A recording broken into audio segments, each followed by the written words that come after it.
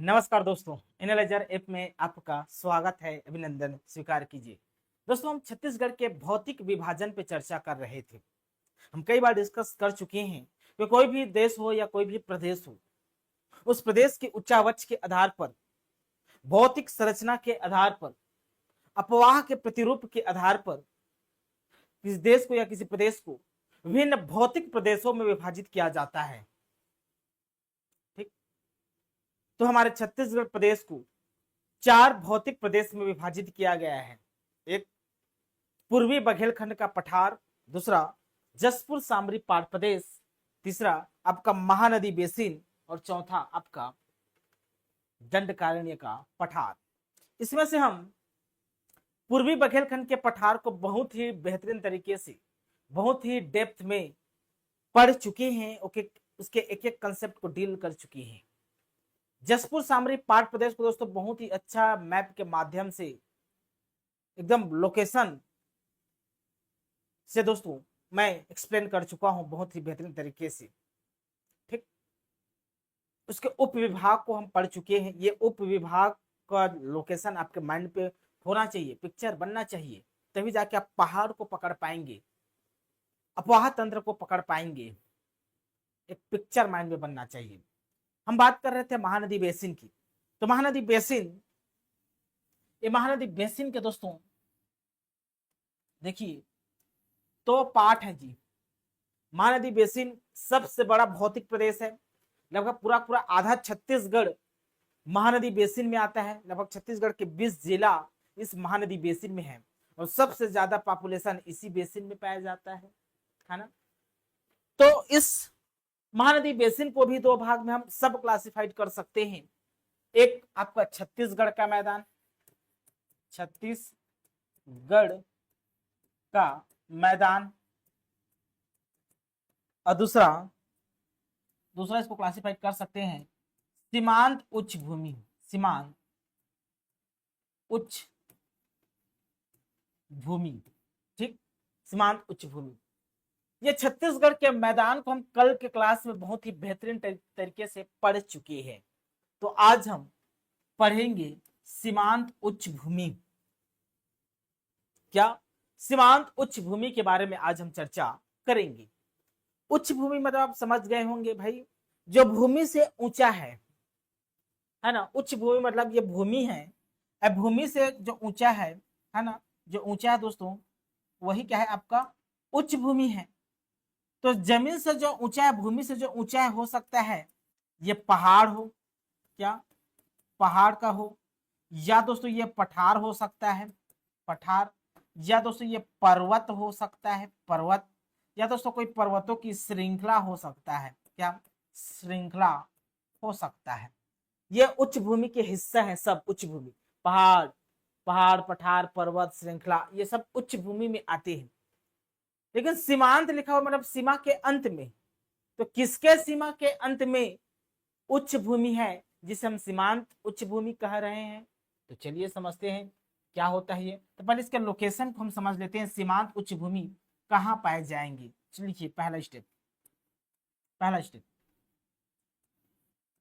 ठीक, कि सीमांत उच्च भूमि कहाँ पाए जाएंगे। तो लिखिए पहला पॉइंट, छत्तीसगढ़ का मैदान के चारों ओर स्थित उच्च भूमि है ये। तो छत्तीसगढ़ के मैदान, लिखिए छत्तीसगढ़ के मैदान के चारों ओर स्थित क्या है, उच्च भूमि है, उच्च भूमि है। तो छत्तीसगढ़ के मैदान के चारों ओर स्थित उच्च भूमि ही सीमांत उच्च भूमि है। और हम कल के क्लास में दोस्तों छत्तीसगढ़ के मैदान हम पढ़ चुके हैं। कल के क्लास में हम छत्तीसगढ़ के मैदान पढ़ चुके हैं। इसे छत्तीसगढ़ के मैदान के चारों ओर जो उच्च भूमि स्थित है उसी को सीमांत उच्च भूमि कहा जाता है। क्या, उसी को सीमांत उच्च भूमि कहा जाता है जी। कितने क्षेत्रफल में यह सीमांत उच्च भूमि फैला हुआ है आपसे पूछा जा सकता है। क्षेत्रफल, एरिया, भाई यहाँ पर सिर्फ मैं जो बात कर रहा हूं ना, तो उच्च भूमि की बात कर रहा हूं ना। अब इसमें मैदान वगैरह को काउंट नहीं करना है, इसमें मैदान वगैरह को काउंट नहीं करना है, सिर्फ सीमांत उच्च भूमि को। तो 36,464 वर्ग किलोमीटर इसका क्षेत्रफल है, किलोमीटर कितना? तो 36,464 वर्ग किलोमीटर दोस्तों इस भूमि का मतलब सीमांत उच्च भूमि का हिस्सा है। ठीक, तो दिक्कत इसमें तो 36,464 को नहीं भूलना है। इतने क्षेत्रफल में यह सीमांत उच्च भूमि फैला हुआ है चारों तरफ, छत्तीसगढ़ के मैदान के चारों तरफ। ठीक, अब इसकी संरचना मतलब इसका निर्माण कैसे हुआ होगा, कौन कौन से संरचना से, कौन कौन से चट्टान से इस उच्च भूमि का निर्माण हुआ है। तो निर्माण पूछा जा सकता है कि कौन कौन से चट्टान से इस उच्च भूमि का क्या हुआ है निर्माण। अब कोई भी उच्च भूमि हो का निर्माण होता है तो चट्टान से होता है जी। किससे होता है? चट्टान से। तो कौन कौन से चट्टान से निर्माण हुआ है? तो सबसे ज्यादा आर्कियन से, आर्कियन से हुआ है, गोंडवाना से हुआ है, आर्कियन सेल समूह से इसका निर्माण हुआ है, गोंडवाना से हुआ है दोस्तों। बोल सकते हैं डक्कन ट्रैप इत्यादि सेल समूह से निर्माण हुआ है। Deccan trap, Deccan trap, Deccan trap. तो आर्कियन, गोंडवाना, डक्कन ट्रैप चट्टानों से इसका निर्माण हुआ है उच्च भूमि का। जबकि हम पढ़ चुके हैं कि छत्तीसगढ़ का मैदान कडप्पा सेल समूह से हुआ है ना? क्या कडप्पा सेल समूह से हुआ है छत्तीसगढ़ के मैदान का, लेकिन ये सीमांत उच्च भूमि है, इसका निर्माण आर्कियन क्रम के चट्टानों से हुआ है, आर्कियन क्रम के चट्टानों से। गोंडवाना सेल समूह से हुआ है, गोंडवाना जो उत्तरी उच्च भूमि अभी पढ़ेंगे, इसको क्लासिफाइड और करेंगे, तो वहां पर गोंडवाना सेल समूह के स्ट्रक्चर दिखाई देंगे आपको। ठीक ना? डक्कन ट्रैप, डक्कन ट्रैप से भी कहीं कहीं आपको डक्कन ट्रैप की संरचना स्ट्रक्चर मिलेगा इस सीमांत उच्च भूमि में। समझ में आ रहे हैं ना? ठीक,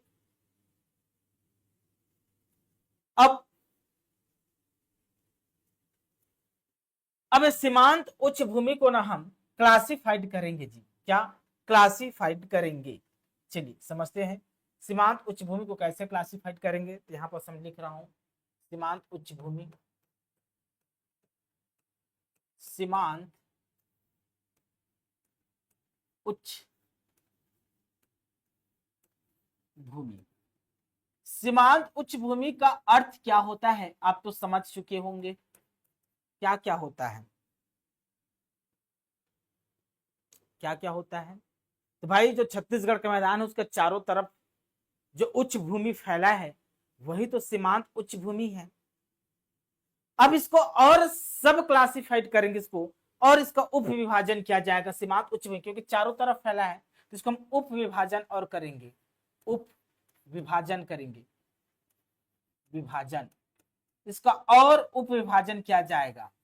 अब इसके उप विभाजन का कुछ कारण होगा, इसको और क्यों उप विभाजन किया जा रहा है, क्यों इसको और सब क्लासिफाइड किया जा रहा है, इसके कुछ कारण होंगे, तभी तो इसको और सब क्लासिफाइड किया जा रहा है।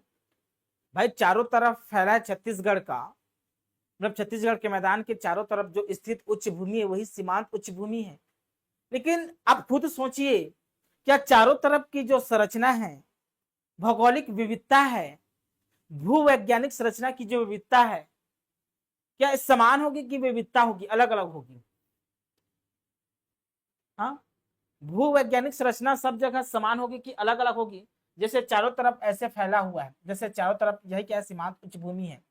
अब इसको ऐसे मैं बांट देता हूं, जैसे इधर ऐसे बांट दिया, ठीक ऐसे, तो यहाँ पर की भूवैज्ञानिक संरचना अलग होगी, यहाँ पर की भूवैज्ञानिक संरचना अलग होगी, यहाँ पर की भूवैज्ञानिक संरचना अलग होगी, यहाँ पर की भूवैज्ञानिक संरचना अलग होगी। ये तो आप मान रहे हैं भूवैज्ञानिक संरचना दोस्तों अलग अलग हो सकती है ना? तो कारण है, क्या कारण? भूवैज्ञानिक संरचना में विविधता। तो लिखिए पहला कारण, भू वैज्ञानिक वैज्ञानिक संरचना, स्ट्रक्चर, संरचना में विविधता, डायवर्सिटी है। ठीक, तो भूवैज्ञानिक संरचना में विविधता के कारण इसे और सब क्लासिफाइड किया जा रहा है। ठीक, दूसरा, नदियों द्वारा विच्छेदन, नदियों के विच्छेदन द्वारा, तो नदियों के विच्छेदन,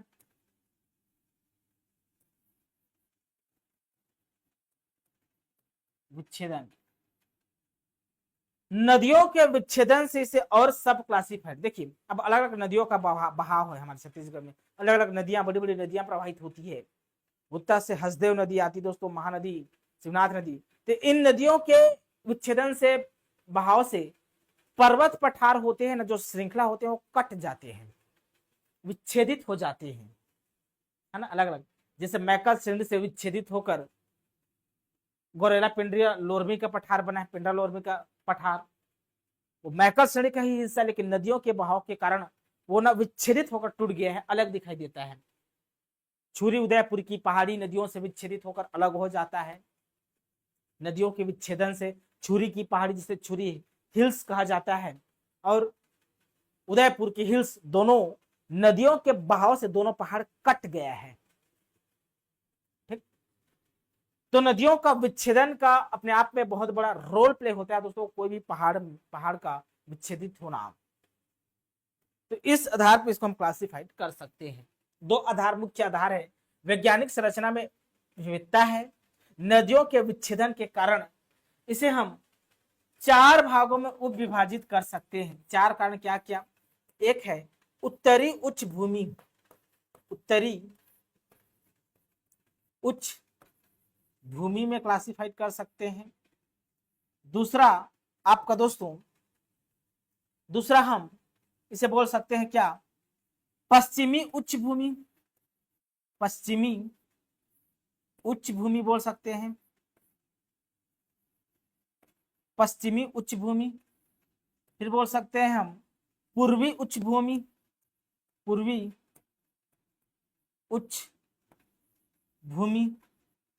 और एक है चौथा दक्षिणी उच्च भूमि, दक्षिणी उच्च भूमि। ऐसे इसको क्लासिफाइड किया जा सकता है, उत्तरी उच्च भूमि में, पश्चिमी उच्च भूमि में, पूर्वी उच्च भूमि में, दक्षिणी उच्च भूमि में। ये चार क्लासिफाइड। अब जितने भी उच्च भूमि है तो दिशा के आधार पर इसका क्लासिफिकेशन है भाई। उत्तर में तो उत्तरी उच्च भूमि, पश्चिम में तो पश्चिमी उच्च भूमि, पूर्व में तो पूर्वी उच्च भूमि, दक्षिण में कोई भूमि है तो उसे दक्षिणी उच्च भूमि। ये दिशा के आधार पर इसको सब क्लासिफाइड कर दिए। अब यहाँ पर अलग अलग, जैसे उत्तरी उच्च भूमि की बात करेंगे तो यहाँ अलग अलग एक स्ट्रक्चर दिखाई देंगे, यहाँ अलग अलग संरचना का विकास हुआ है, यहाँ कुछ पहाड़ी दिखाई देंगे या पर्वतों के कोई श्रृंखला दिखाई देंगे उत्तरी उच्च भूमि में। तो उत्तरी उच्च भूमि को और अन्य नाम से भी जाना जाएगा, है ना, अन्य नाम से भी जाना जा सकता है। अन्य नाम से क्या क्या नाम से जाना जा सकता है, उस पर हम विधिवत तरीके से दोस्तों विचार करते हैं और डिस्कस करने का प्रयास करते हैं। ठीक है, देखिए यहां तक समझ में आ गया होगा। ये रहा हमारा छत्तीसगढ़ का मैप। ठीक है, तो यहां से मैं इसको स्क्रीनशॉट ले लीजिए, फिर हम आगे बढ़ेंगे। अब हम बात करेंगे, सबसे पहले हम सब डिवीजन पढ़ रहे हैं, उप विभाजन पढ़ रहे हैं, तो सबसे पहले हम बात करेंगे दोस्तों उत्तरी उच्च भूमि की। उत्तरी उच्च भूमि, उत्तरी उच्च भूमि के बारे में चर्चा करेंगे। ठीक, अब ये उत्तरी उच्च भूमि के बारे में दोस्तों डिस्कस करते हैं हम, क्या होता है उत्तरी उच्च भूमि। इस उत्तरी उच्च भूमि को छुरी उदयपुर की पहाड़ी के नाम से भी जाना जाता है। इस उत्तरी उच्च भूमि को छुरी उदयपुर, छुरी उदय, कितना लिख रहा था, छुरी उदयपुर की पहाड़ी के नाम से भी जाना जाता है, पहाड़ी के नाम से भी जाना जाता है। जो उत्तरी उच्च भूमि है ना, इसे छुरी उदयपुर की पहाड़ी के नाम से जाना जाता है। यह बात को आपको नहीं भूलना है। ठीक ठीक, समझ में आया ना? छुरी उदयपुर की पहाड़ी के नाम से जाना जाता है उत्तरी उच्च भूमि को। आपसे सीधा प्रश्न पूछे, उत्तरी उच्च भूमि ही छुरी उदयपुर की पहाड़ी है, बिल्कुल 100% वो स्टेटमेंट सही होगा। इसी छुरी उदयपुर की पहाड़ी को ना छुरी मातरिंगा की पहाड़ी भी कहा जाता है। कॉपी में नोट कर लेना। क्या? छुरी मतरिंगा, क्या छुरी मतरिंगा लिख लीजिए। छुरी मतरिंगा की पहाड़ी के नाम से भी इसी को जाना जाता है जी। ठीक ना? क्या? छुरी मतरिंगा। तो लिख ही देता हूं, आपने लिखेंगे तो इसी को ही ना लिख लीजिए यहीं पर, छुरी मतरिंगा, मतरिंगा की पहाड़ी भी कहा जाता है, पहाड़ी भी।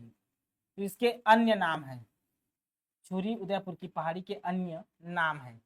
ठीक, तो इतने सारे इसके नाम है। उत्तरी उच्च भूमि बोलो, चाहे छुरी उदयपुर की हिल्स बोलो, पहाड़ी बोलो, या छुरी मतरिंगा की पहाड़ी बोलो इसे। ठीक ना? कोई दिक्कत इसमें, किसी भी प्रकार की कोई दुख तकलीफ? ठीक, या छुरी उदयपुर मतरिंगा भी बोल सकते हैं। छुरी उदयपुर क्या बोल सकते हैं जी? मतरिंगा भी बोल सकते हैं, छुरी मतरिंगा। ठीक, छुरी उदयपुर की पहाड़ी। इसका विस्तार पूछेगा आपसे, विस्तार कहां कहां इसका विस्तार है आपसे पूछेगा। तो प्रमुख रूप से ना, प्रमुखता इसका विस्तार पूछे तो कोरबा लेना है आपको आंसर, कोरबा और रायगढ़ लेना है, रायगढ़, कोरबा रायगढ़, इसका विस्तार लेना है। आप विस्तार में क्या लेना है? कोरबा और रायगढ़। प्रमुखता ना सरगुजा को भी स्पर्श करेगा। ठीक ना? सरगुजा को भी स्पर्श करेगा, लेकिन कैसे स्पर्श करेगा समझते हैं।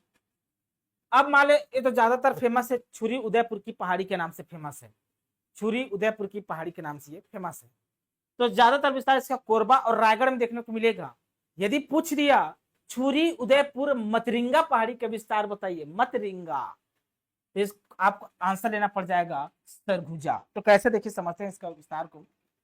ऐसे मैं हिल्स बनाया, ऐसे ऐसे बना दिया हिल्स।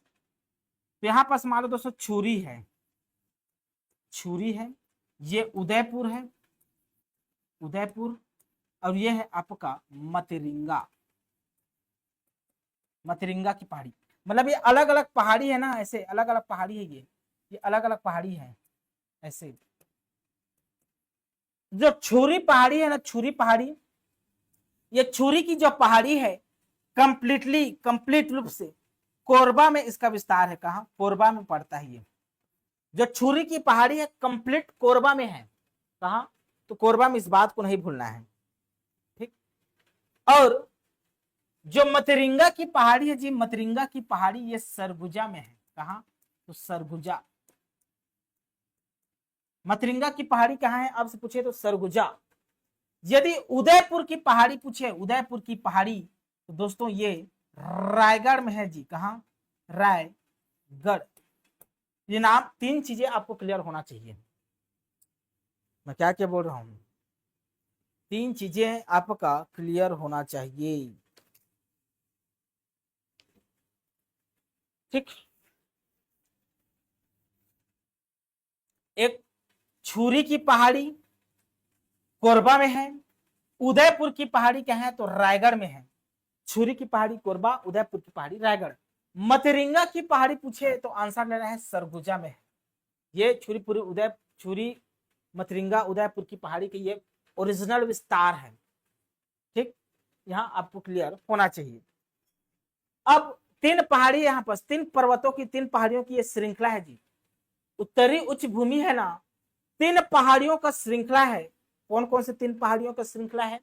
तो छुरी पहाड़ी, उदयपुर पहाड़ी और मतरिंगा पहाड़ियों का ये श्रृंखलाबद्ध है।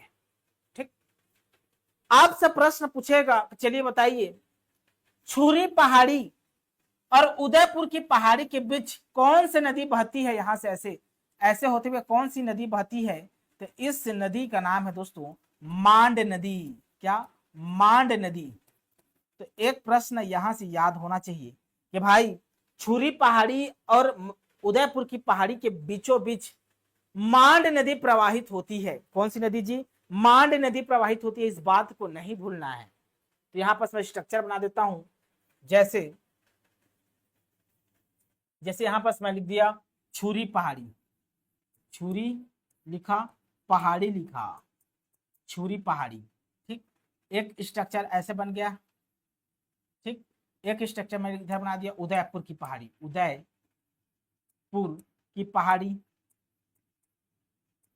उदयपुर की पहाड़ी, एक स्ट्रक्चर ये बन गया। ठीक, ऊपर मतरिंगा की पहाड़ी है, सरगुजा में थोड़ा सा स्पर्श करता है वो।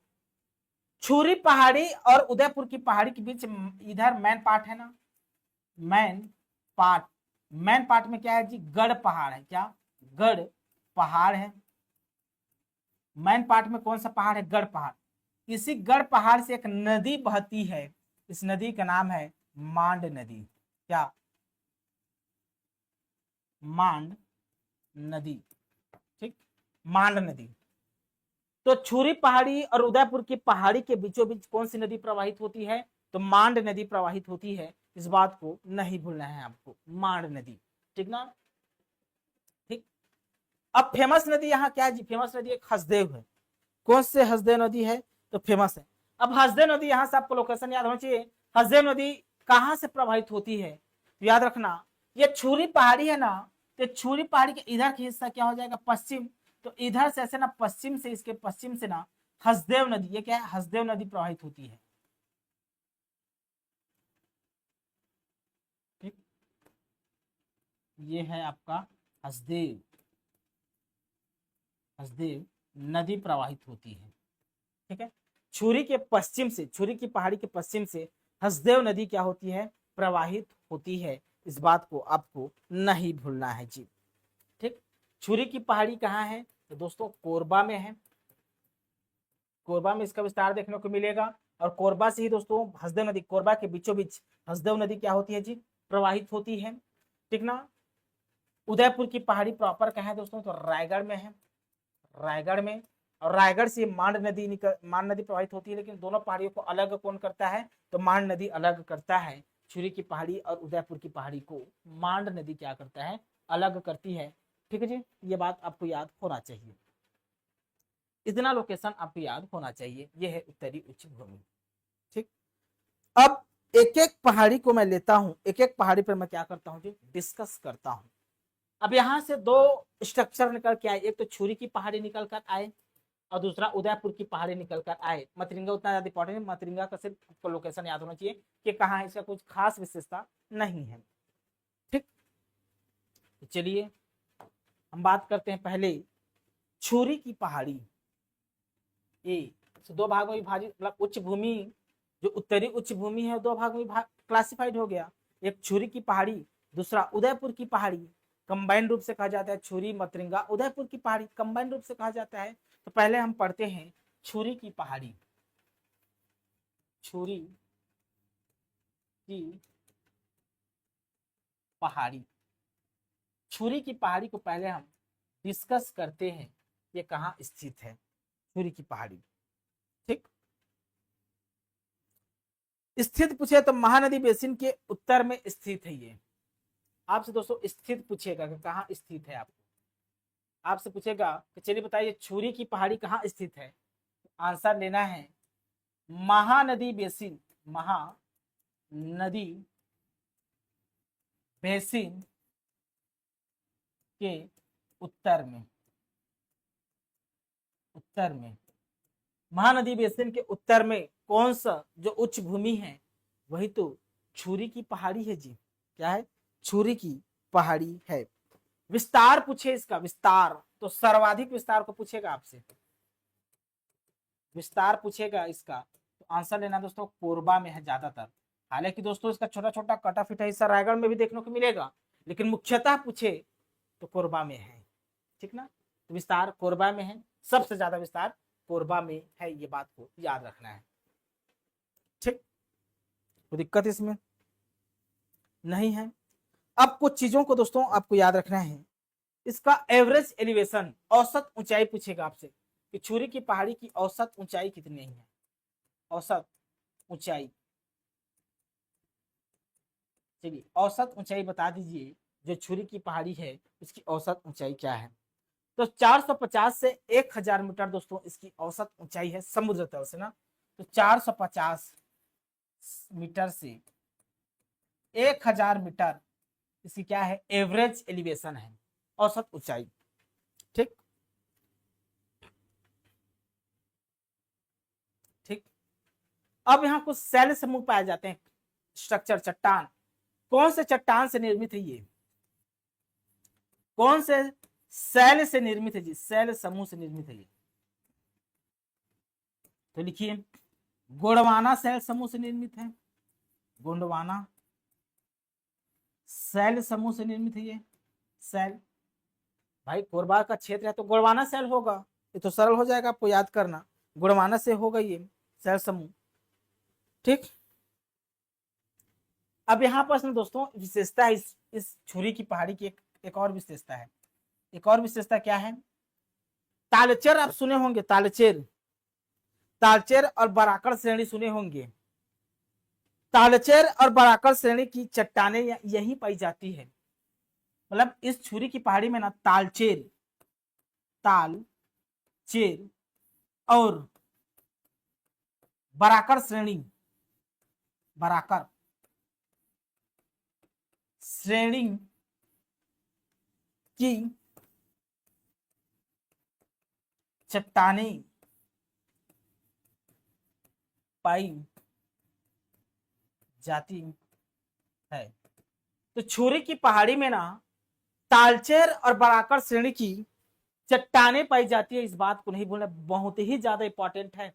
दो श्रेणी का विस्तार है यहाँ पर, एक है तालचेर श्रेणी और दूसरा बराकड़ श्रेणी। तालचेर और बराकड़ श्रेणी में कोयला पाया जाता है जी, खास करके झारखंड और आपका मध्य प्रदेश वाले क्षेत्रों में, ठीक ना।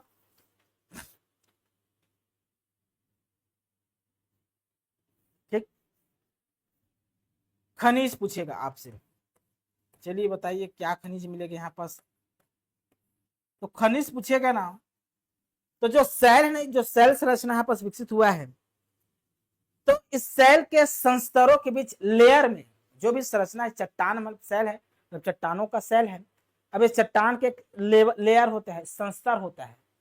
तो इस चट्टान के लेयर में ना कोयला फंसा हुआ है, क्या, कोयला, ठीक ना। तो लिखिए सेल संस्तरों के बीच में, सेल संस्तरों मतलब लेयर के बीच में कोयला खनिज, कोयला खनिज का बड़ा निक्षेप है जी, बड़ा निक्षेप, बड़ा क्या है, निक्षेप है, क्या है, निक्षेप, इस बात को आपको नहीं भूलना है, बड़ा निक्षेप है। इसके अलावा रेत भी पाए जाते हैं, पत्थर भी पाए जाते हैं, लेकिन मुख्य रूप से खनिज याद रखना है कि भाई यहाँ जो लेयर है, सेल संस्तरों का जो लेयर है, उस लेयर के बीच में ना कोयला फंसा हुआ है, कोयला का बड़ा निक्षेप पाया जाता है, ठीक ना। अब इस पहाड़ से नदी उद्गम, कौन सी नदी उद्गम होता है, छुरी की पहाड़ी से कोई नदी उद्गम होता होगा, नदी उद्गम, उद्गम होता है, उद्गम होता होगा, कौन सी नदी का उद्गम होता है, तो याद रखना है रिहन नदी, रिहन नदी का क्या होता है जी, उद्गम। अब थोड़ा सा विस्तार इसका सरगुजा में भी है ना, तो यहां से कौन सी नदी का उद्गम होता है जी, तो रिहन नदी का उद्गम होता है, इस बात को आपको नहीं भूलना है। यही रिहन नदी का दोस्तों क्या है, उद्गम स्थल है जी, रिहन नदी का उद्गम स्थल है। अब यहाँ कौन कौन से पर्वत पहाड़ियों का विस्तार है, या पर्वत श्रेणियों का विस्तार है। पर्वत श्रेणी का विस्तार देखो, कौन कौन से पर्वत श्रेणी। अब देखिए, कोई भी पर्वत श्रेणी से लंबा होता है ना, लंबा या चौड़ा ऐसे फैला होता है, तो उसे बीच बीच में कोई चोटी निकले रहते हैं, चोटी, तो उस चोटी के नाम रख दिए जाते हैं, नाम होते हैं, है ना। कुछ पहाड़ी मिलेंगे जो विशेष करके आकृति बनाएंगे, तो उसका नाम रहता है अलग अलग, समझ में आ रहा है ना। जैसे गौर मान लो ये छुरी की पहाड़ी ऐसे ना, यहाँ तक ऐसे ऐसे ऐसे ऐसे ऐसे फैला हुआ है, तो इस चोटी का क्या नाम होगा, इस चोटी का क्या नाम होगा, इस चोटी का क्या नाम होगा। ये इतना बड़ा क्षेत्र में फैला है, या कुछ छोटी पर्वत श्रेणी दिखाई देंगे, पर्वत श्रेणी होंगे, है ना। भाई कोई भी वन क्षेत्र है, छुरी पहाड़ी वाला क्षेत्र, बहुत सारे पेड़ होंगे, कहीं पर टापू बनाएंगे, चोटी बनाएंगे, तो उसका नाम तो होगा ना। तो चलिए इसके अंदर, इस छुरी के पहाड़ी के अंदर क्या क्या पर्वत श्रेणी है, उस पर्वत श्रेणी को हम समझते हैं। तो एक पर्वत श्रेणी याद रखना है, केरता पहाड़ है। कौन सा? केरता। एक है केरता पहाड़, केरता, या इसे केरला भी बोलते हैं पहाड़। क्या? केरता पहाड़ भी बोल सकते हैं, या दोस्तों केरला पहाड़ भी बोला जा सकता है इसे। केरला या केरता पहाड़ भी इसे बोला जा सकता है मेरे प्यारे बच्चों। ठीक। हाइट कितने हैं? तो 967 इसका हाइट है जी, 967 मीटर इसका हाइट है केरता पहाड़ का, ठीक ना। एक है पौना खेड़ा या पवन खर्रा भी बोलते हैं इसी को, दूसरा पवन खर्रा भी बोलते हैं, पवन खर्रा, पवन खर्रा, पवन खर्रा भी बोल सकते हैं, या पौना खेड़ा भी बोलते हैं, पौना खेड़ा। तो पवन खर्रा बोलूं या पौना खेड़ा बोलूं, इसका हाइट है 969 मीटर इसका हाइट है। और ये कोरबा का दोस्तों हाइकिंग क्षेत्र है जी। कौन सा क्षेत्र? हाइकिंग, लिख लीजिए यहाँ पर। ये कोरबा का दोस्तों हाइकिंग क्षेत्र है, हाइकिंग, हाइकिंग, हाइकिंग क्षेत्र है ये। तो पवन खर्रा या पवन खेड़ा हाइकिंग क्षेत्र है, इस बात को याद रखना है। क्या? ठीक। एक और आपको याद रखना है, पुटका पहाड़। क्या? पुटका। तीसरा याद रखना है आपको दोस्तों, पुटका पहाड़, पुटका पहाड़ को याद रखना है। इसको, तो पुटका पहाड़ को याद रखना है। कहाँ है ये? तो कोरबा में है पुटका पहाड़, पवन खर्रा, केरता पहाड़, ये सब कोरबा में है, और सब छुरी की पहाड़ी का हिस्सा है। ये सब के सब छुरी की पहाड़ी का क्या है जी? हिस्सा है। एक चौथा पहाड़ी या चोटी आपको याद रखना है, उसका नाम है दोस्तों बिजौरा। बिजौरा कोरबा में है ना। कई लोग बिजौरा पहाड़ को गौरेला पिंडा मरवाही में लेते हैं, गलत है। कोरबा में याद रखना है बिजौरा पहाड़। इसका हाइट है दोस्तों, पहाड़ हाइट है 1089 मीटर इसका क्या है जी? हाइट है बिजौरा पहाड़ का। तो जो चार चोटी में बताया हूं, केरता पहाड़, पवन खर्रा, पुटका पहाड़, बिजौरा पहाड़, ये सब छुरी पहाड़ी का हिस्सा है। किसका? छुरी पहाड़ी का दोस्तों हिस्सा है जी। इस बात को आपको नहीं भूलना है, छुरी पहाड़ी के क्या है? हिस्सा है। ठीक। चलिए अब देख लेते हैं मैप के माध्यम से भाई कहाँ है छुरी पहाड़ी, ताकि आपको और अच्छे से समझ में आ जाए। उसके बाद हम पढ़ेंगे ही पढ़ेंगे उदयपुर की पहाड़ी। इसके बीच में मिलेगा आपको चंवर ढाल की पहाड़ी।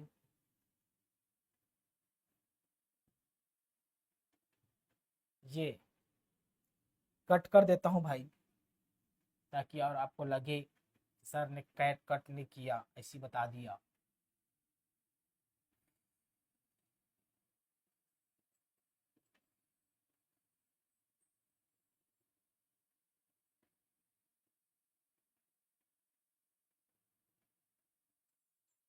ये यहाँ बता देता हूं। अब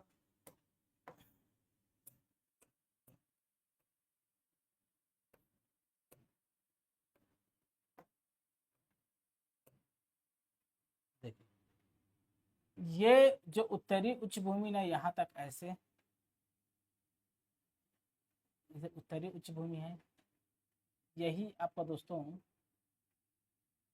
यही आपके छुरी उदयपुर की पहाड़ी है, यही आपकी छुरी उदयपुर की पहाड़ी है, यही आपका छुरी उदयपुर की पहाड़ी है जी।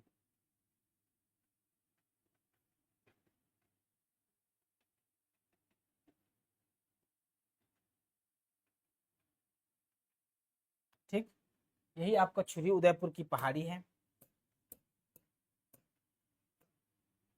लिख देता हूं इधर।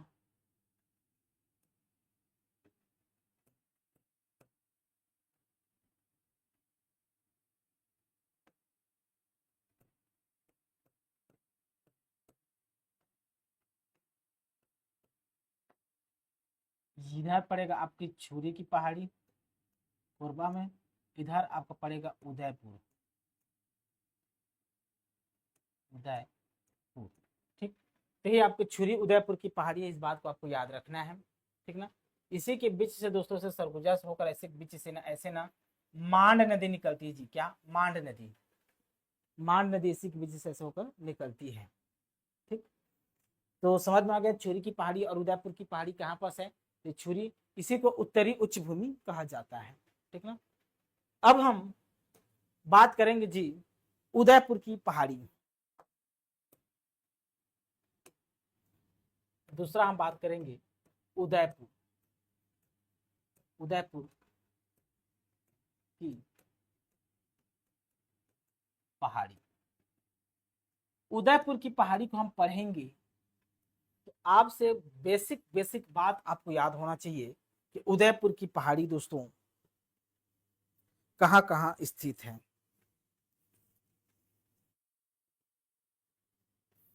ठीक,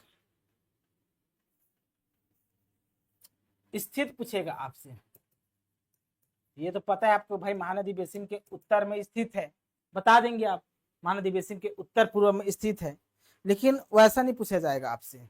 रायगढ़ जिले के उत्तर पश्चिमी मध्यवर्ती भाग में स्थित है। तो उदयपुर की पहाड़ी ना रायगढ़ जिला में है, तो रायगढ़ में कहा?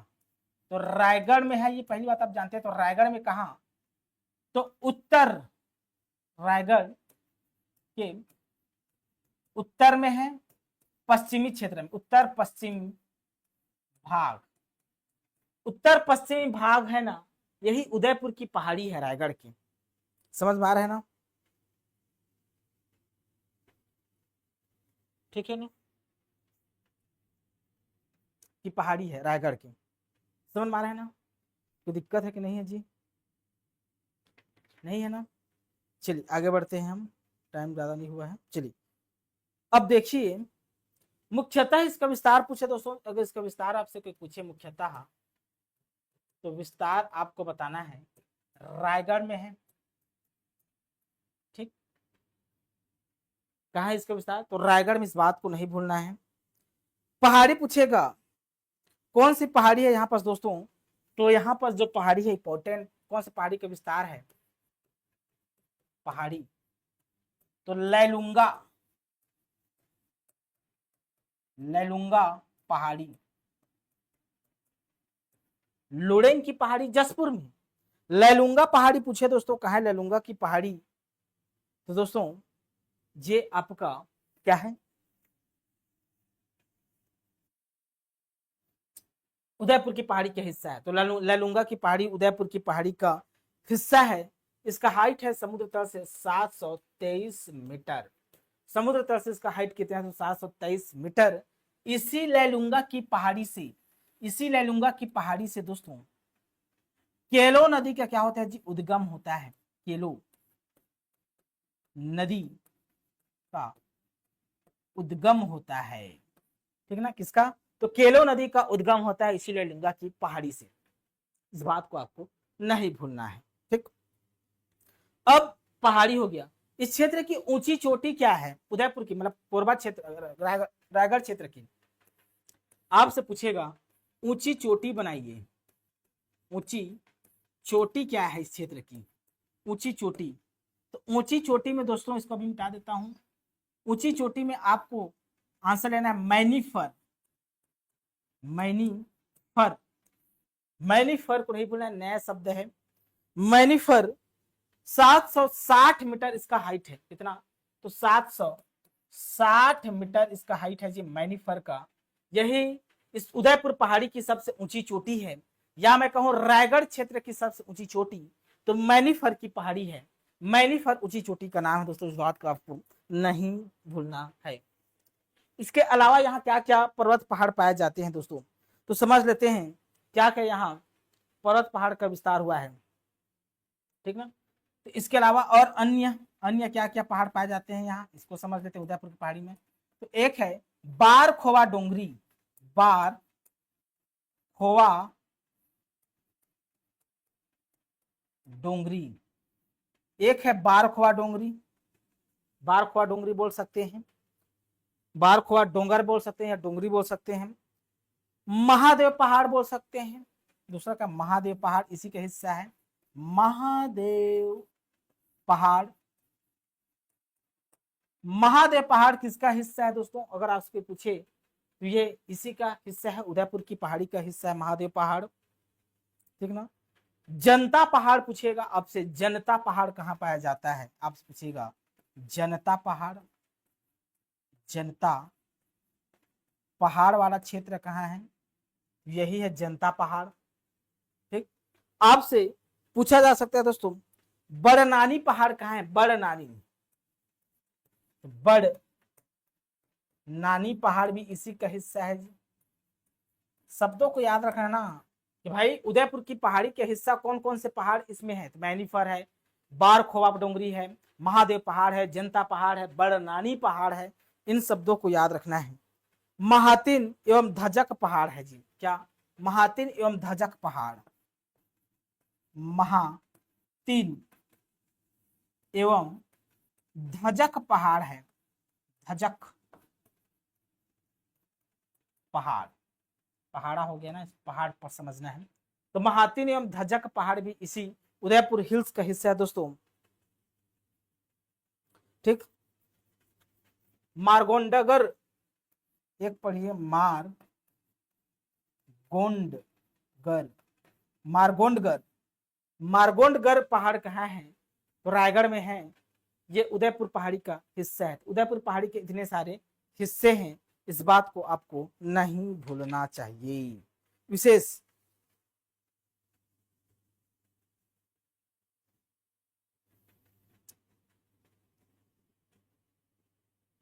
ठीक, यहां तक समझ में आ गया।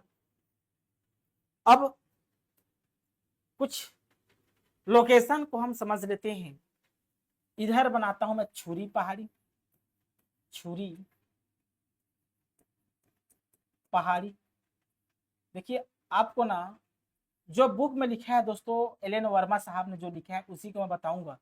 आपको देखने में तो अजीब लगेगा मैप के माध्यम से, भाई दिशा कैसे हो गया, लेकिन जो बुक में लिखा है उसको मैं बता रहा हूँ। इधर मैं उदयपुर की पहाड़ी लिख रहा हूँ, उदयपुर की पहाड़ी। ठीक, उदयपुर की पहाड़ी, वो छुरी की पहाड़ी उदयपुर की पहाड़ी है। बीच से कौन सी नदी निकलती है, तो मांड नदी प्रवाहित होती है। तो पहले हम छुरी की पहाड़ी को समझ लेते हैं। छुरी की पहाड़ी में दोस्तों इसके पूर्वी हिस्सा में क्या है, इसके पूर्वी हिस्सा में मांड नदी है, मांड नदी है, हम देख चुके हैं। ऐसे मांड नदी इधर से निकल रहा है मैनपाट से, ये क्या है आपका, यही यही आपका क्या है जी, मांड नदी है, मांड नदी है। तो पूर्व में क्या है, मांड नदी। पश्चिम में पूछे छुरी की पहाड़ी के पश्चिम में क्या है पूछेगा आपसे, पश्चिम में, तो पश्चिम है दोस्तों हसदेव नदी है। क्या? हसदेव नदी है। इधर इधर से ऐसे हसदेव नदी आके महानदी में मिल जाती है, तो क्या है, हसदेव नदी है, हसदेव नदी। इसके अलावा इसके पूर्व में दोस्तों पेंड्रा का पठार है जी ना, पेंड्रा का पठार, इस बात को नहीं भूलना है।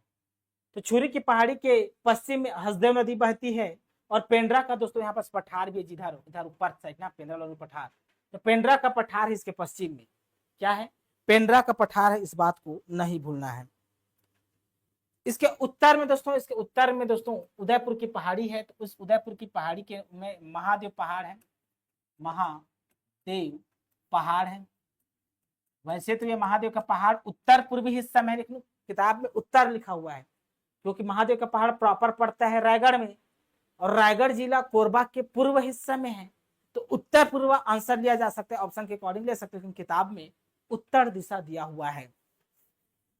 इस साइड उत्तर पश्चिम साइड, उत्तर पश्चिम इधर इधर इधर हसदेव रामपुर बेसिन है, हसदेव हसदेव रामपुर बेसिन है, रामपुर बेसिन है,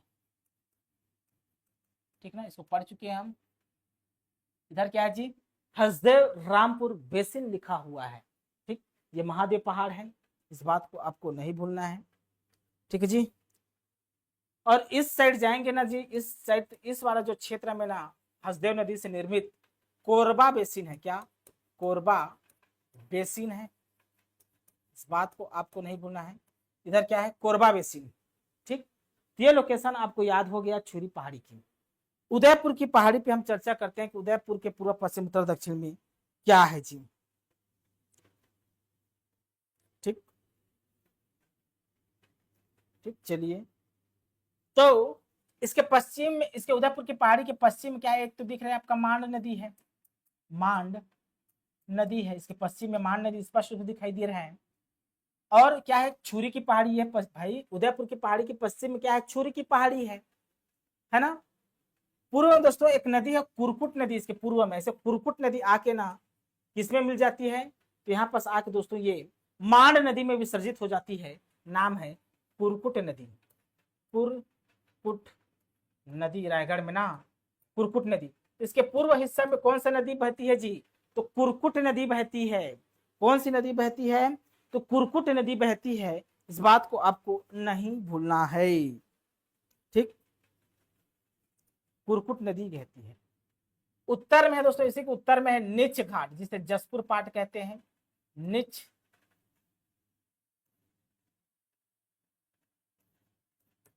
नीच घाट है उत्तर में, नीच घाट इसे जसपुर। इधर उत्तर में क्या है, मैन पाट है, मैन पाट है, तो मैन पाट नीच घाट ये उदयपुर की पहाड़ी के दोस्तों उत्तर में है। अब इधर क्या है जी, इधर इधर दक्षिण में क्या है, तो रायगढ़ बेसिन है, रायगढ़ बेसिन है, ठीक। ये रहा दोस्तों आपके लोकेशन। ये लोकेशन आपको याद होना चाहिए, अच्छी तरीके से याद होना चाहिए, ठीक ना, यही इंपॉर्टेंट लोकेशन है, ठीक ना।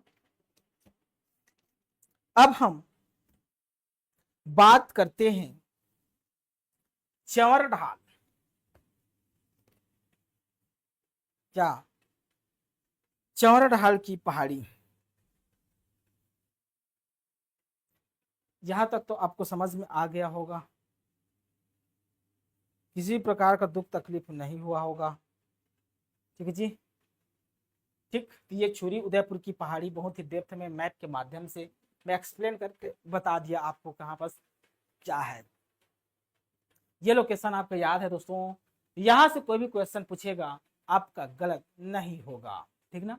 चलिए डिस्कस करते हैं हम, क्या चंवर ढाल की पहाड़ी, लिखिए चंवर ढाल पर्वत श्रृंखला, चंवर ढाल ढाल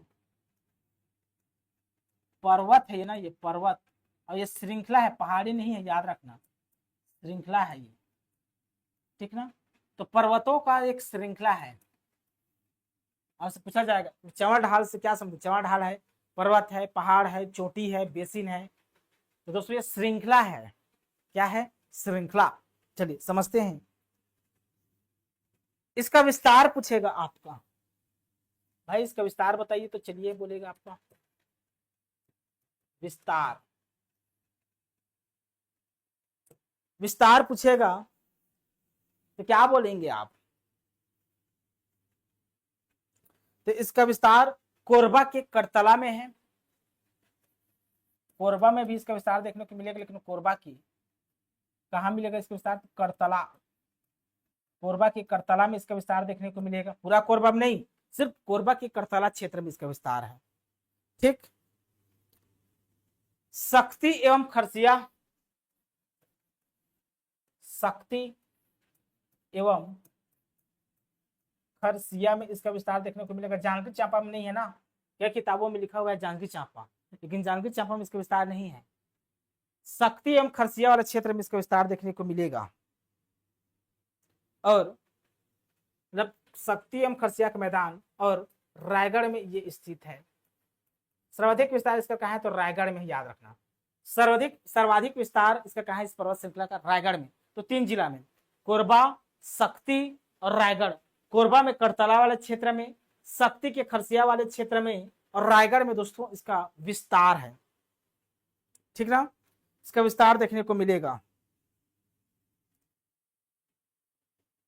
देखिए अब हम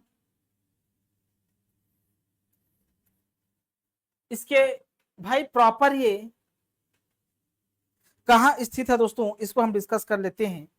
अब ये पूछा जा सकता है कि कौन से भौतिक उपविभाग में स्थित है, कौन से भौतिक उपविभाग में स्थित है, ये पूछा जा सकता है आपसे। ठीक, तो कौन से भौतिक उपविभाग पूछेगा, भौतिक उप विभाग में स्थित है पूछेगा आपसे। ये कहाँ स्थित है, चौहान ढाल की पर्वत श्रृंखला। तो ये दोस्तों ये पर्वत श्रृंखला आपका भौतिक विभाग का जो पर्वत श्रृंखला है ना, ये हसदेव मांड बेसिन में स्थित है। हसदेव मांड बेसिन में स्थित है, मांड बेसिन। ठीक ना, ये उत्तरी उच्च भूमि का हिस्सा नहीं है, ये हसदेव मांड बेसिन में स्थित है जी। ठीक ना, हसदेव मांड बेसिन में ये स्थित है। ठीक है ना, समझ पा रहे ना।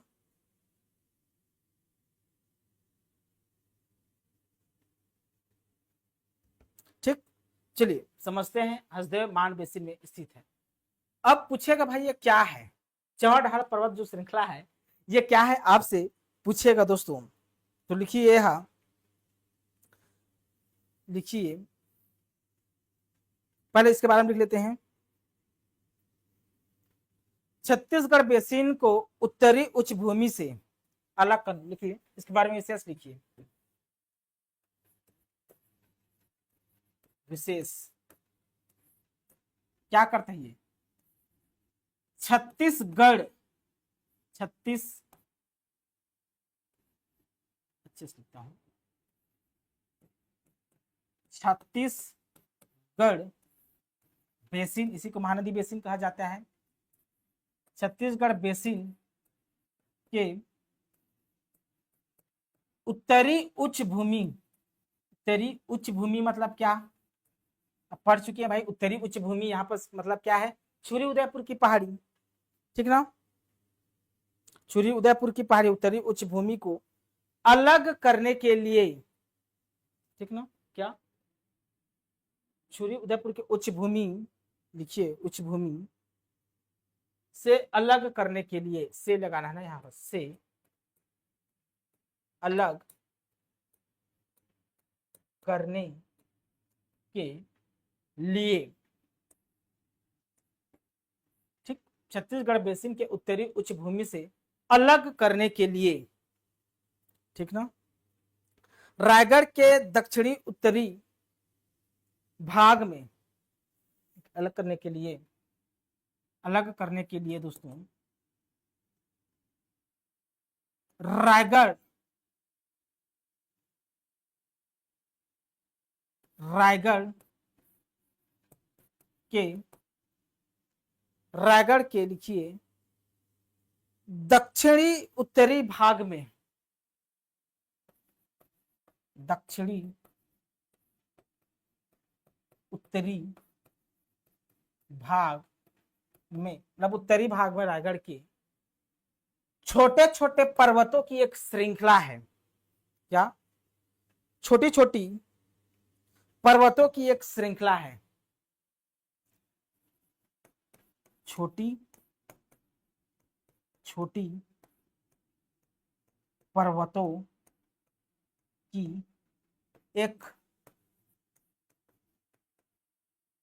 श्रृंखला है, श्रृंखला है, ठीक ना। तो याद रखना चौड़ ढाल की पर्वत, चौड़ ढाल क्या है, तो छोटी छोटी पर्वतों की श्रृंखला, इस बात को नहीं भूलना है, छोटे छोटे पर्वतों का एक श्रृंखला है जी, समझ में आ रहा है ना।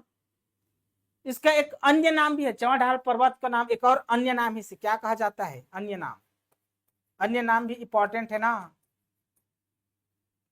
अन्य नाम इसका कुम्हार पहाड़ है जी, कुम्हार पहाड़ भी कहा जाता है, कुम्हार पहाड़ कहा जाता है, क्या, तो कुम्हार पहाड़ कहते हैं इसे, इस बात को नहीं भूलना है, चौड़ ढाल की पहाड़ी को ही कुम्हार पहाड़ कहा जाता है, क्या, कुम्हार पहाड़।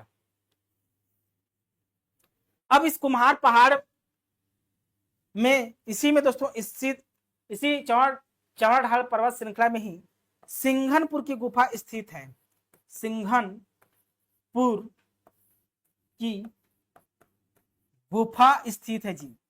सिंघनपुर की गुफा कहां स्थित है पूछेगा आपसे, तो आंसर होगा चौड़ ढाल की पहाड़ी, ठीक। इसी को दोस्तों सिंघनपुर की गुफा को छत्तीसगढ़ का भीमबेटका कहा जाता है, समझ में रहे ना।